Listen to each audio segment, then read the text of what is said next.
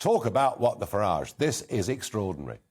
The booster. Get the booster. Get boosted. It was even on the envelopes that came through before Christmas. Adverts all over the newspapers. Well, now we're being told that more than 6 million people's booster immunity may already have waned by the new year. Data shows that and actually after 10 weeks, your protection is down to about 35%.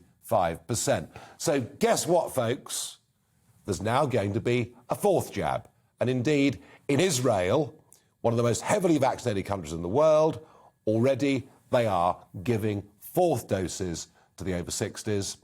And I have to say, we were told by the government, get the double shot, and that'll be the end of our problems. It wasn't.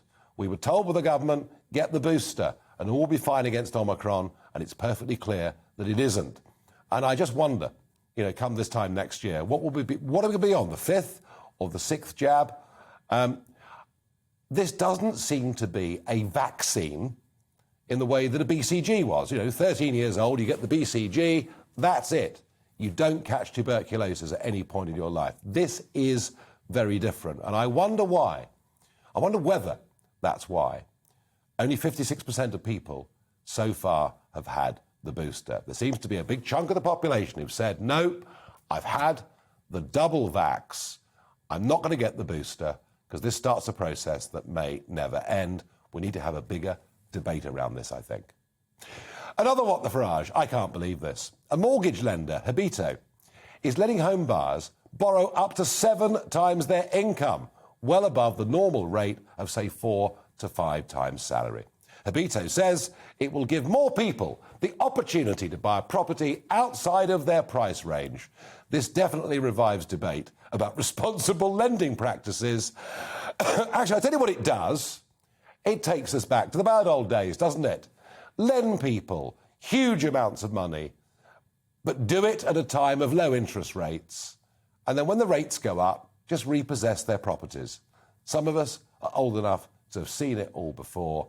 I'm horrified by this. We're going back to the worst excesses that we saw in the mortgage market with Northern Rock and all the events that happened pre-2008. And I'm not very happy about it at all. Schools. Well, this really is a what the Farage. It's very, very worrying indeed to me because plans are now being drawn up to send whole year groups home. And this is very, very disturbing indeed. The Omicron variant is leading, they believe, when schools go back to serious staff shortages. There's been a big call out for retired teachers to come back to the fold.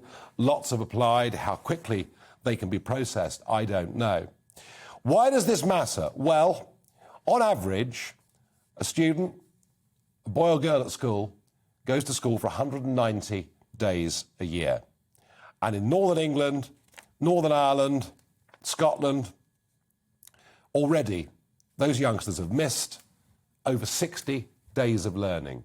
They've missed a third of the school year, and already plans are being made for whole year groups to be sent home.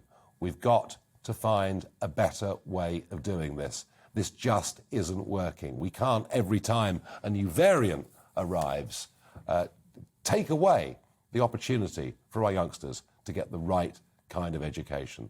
Something better needs to happen.